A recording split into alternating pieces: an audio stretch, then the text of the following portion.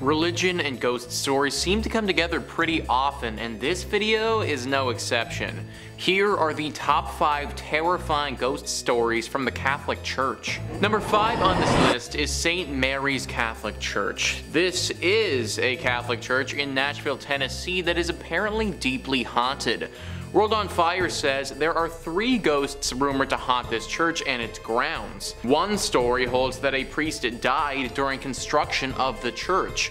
Another story claims that during the Civil War, a Catholic priest serving as a chaplain for the Confederate Army was shot and killed in the church. There's another rumor that the ghost is the spirit of Bishop Richard Pius Miles, the first bishop of Diocese of Nashville, who died in 1860. He was buried in the church basement and supposedly still haunts his old stomping grounds.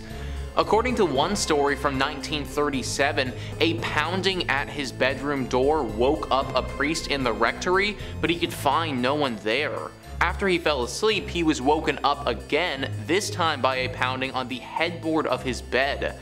There was no one in his room, so the awakening was attributed to supernatural causes by superstitious locals. I can't say that I personally would substitute a ghost pounding on my headboard's wake-up call for a regular alarm clock, but hey, whatever gets you out of bed in the morning, right? Nowadays, the 3 ghosts that wander around here are sort of just part of the church and accepted among those who pray and worship here. Apparently these ghosts are relatively calm and won't cause too much trouble other than the occasional midnight stomping, that is. There was, however, one story where the chaplain for the Confederate Army ghost attacked someone.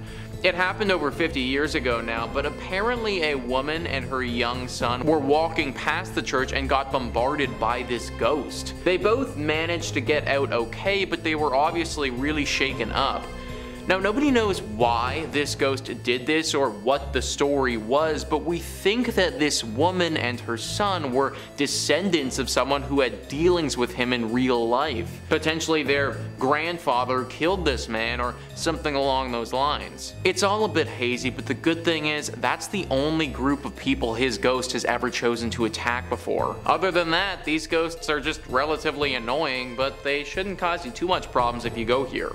Number 4 on this list is the widow. There was a widow who lived in the 20th century who was a very devout Catholic. For some reason, this woman, who we're gonna call Ruth, had a very strong connection to the spirits that were in purgatory. Her story goes like this. The first soul Ruth encountered was her departed husband. He had often been impatient during his bout with cancer and had reproached God. One evening, Ruth heard a voice. That happened almost every evening over a long time when she came in from the stable. Then she suddenly recognizes the voice of her husband, but she isn't quite sure yet. Then she kneels down and just prays the rosary. She recommends her husband in particular. Yes, she thinks, he was often rather impatient. Is that perhaps the reason he must still do penance? A few evenings later, she sees a nebulous apparition right in the middle of the room. She takes holy water and prays, "O Lord, give him eternal rest." It makes her very upset, and then she sees her husband. He speaks quietly. "Don't be afraid, Ruth, it's me. I may come here to ask your help. Pray 3 chaplets each day." And then he was gone. So every day she prays 3 chaplets. Each time she adds, "Good God, forgive my husband his impatience when he suffered." After some weeks, her husband stands again in the middle of the room. He looks well. He's friendly and beautiful. She recalls how he was a young man. He says nothing. He only looks at her so grateful and full of love. Then she asks him, "How are you, Jacob?" He answers clearly and quietly, "I'm fine. I may come soon. I thank you, Ruth. I thank you so much."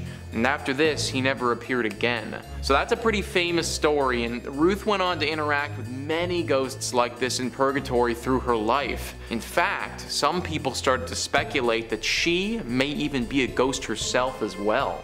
Number 3 on this list is the Most Holy Trinity Church. Here we have another Catholic church that's meant for worship, but has been riddled by a haunting. World on Fire says there are a few possible origins of the hauntings that supposedly plague this old parish. One claims that the current church building, built from 1882 to 1885, stands over an old cemetery where some bodies are still buried. Supposedly the ghosts of the folk under the church haunt the building and mysteriously turn lights on and off, open and close doors, and walk back and forth. Or it could just be living people doing those things, since those activities, believe it or not, are not limited to ghosts. The living can also open doors and turn on lights. At least they could last time I checked. Or maybe I'm a ghost and I don't even know it. Anyways, another source of the ghost legend is that one of the first pastors of the church, Monsignor Michael May, passed away in his bedroom and continues to haunt the church grounds. Apparently, visitors hear mysterious steps at all hours of the night, and dogs have been known to stare as if in a trance at the stairs and dining room of the rectory. In all honesty, dogs staring at things?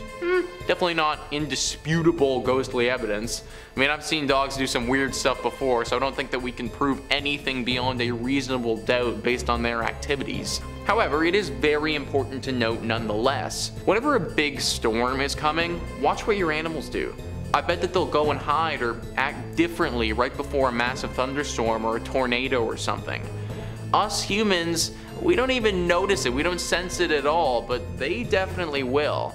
This sort of weird sense, it also translates to ghosts as well, so maybe the dog really is seeing something from the afterlife at this church. Number 2 on this list is Anneliese Michel. This is a very sad story where there may not ever have been any ghosts involved, but they sure thought that there was. Wikipedia says when Michelle was 16, she experienced a seizure and was diagnosed with psychosis caused by temporal lobe epilepsy.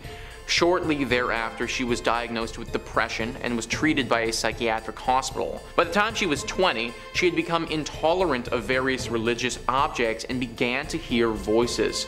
Her condition worsened despite medication, and she became suicidal, also displaying other symptoms for which she took medication as well.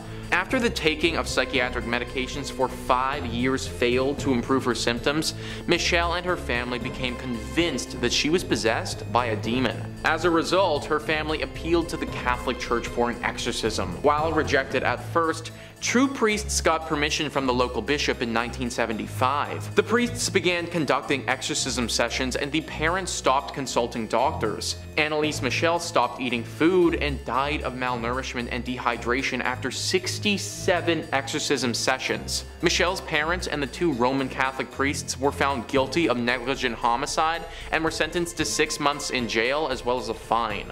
This might not be the most terrifying of all of the ghost stories on here, considering the only real ghost involved was the fear that everybody had to begin with. Poor Anneliese would have went through absolute agony in her final days when there probably wasn't any paranormal activity to even begin with. And finally, number 1 on this list is St. Ritas Church. Several decades ago, there was one heck of a ghostly interaction that went down at this church. World on Fire says on All Souls Day in the early 1960s, St. Rita's Parish had a ghostly visitation. More than a dozen parishioners had gathered there to pray when sometime in the early evening the organ began to play by itself. Suddenly, 6 robed monks appeared, 3 wearing black and 3 wearing white. The parishioners attempted to flee, but they found the doors of the church were locked. The phantom monks moved towards the parishioners while the organ continued its dirge. Finally, the vision faded as a disembodied voice whispered, "Pray for us." So next time you see a ghost, it probably just wants to ask you a favor and hopefully not kill you. All they were asking for was a little prayer, which I think everyone would have been more than happy to indulge with at that time. Of course, having a bunch of ghost monks show up out of nowhere, lock all of the doors, and keep you in there, that's pretty terrifying. Everyone is still very wary around St. Rita's Church in case these monks ever do come back. But there you have it, guys. That is our list of the top 5 terrifying ghost stories from the Catholic Church. Please let me know in the comments down below what you thought about this list and some other scary ghost stories that you guys know about. Also, please hit the like and subscribe button. Thank you so much for watching. I've been your host, Nicholas Playlog, and I'll catch you next time.